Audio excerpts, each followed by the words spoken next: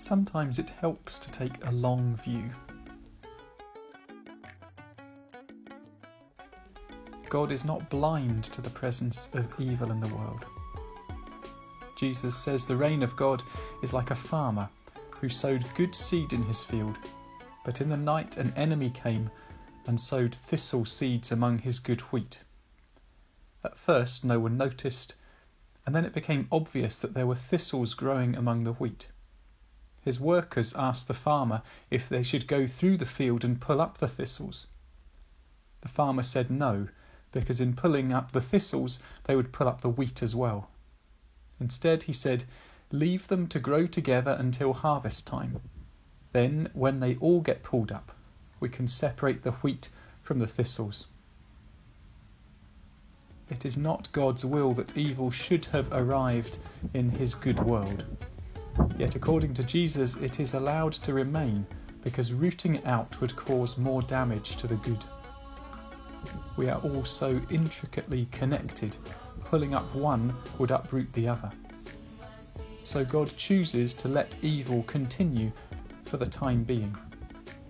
But the presence of evil has not gone unnoticed, and God has a plan for sifting it out in the final harvest at the end of the age.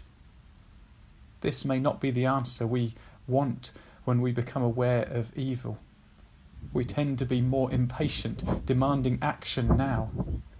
Jesus tells us that God's wisdom is to allow the wheat and the weeds to grow together for the time being. Perhaps if we acknowledge that unlike wheat and thistles, which are genetically quite distinct, the line between good and evil runs right through the middle of us.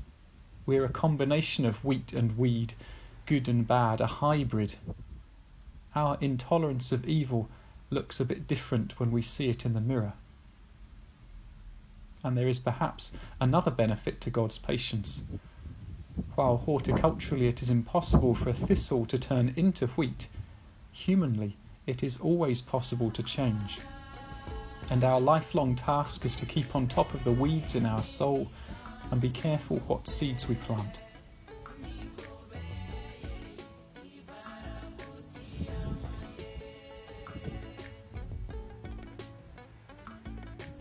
Ultimately, Jesus tells us there will be a day of reckoning, when evil will once and for all be destroyed. Till then, we have to learn patience.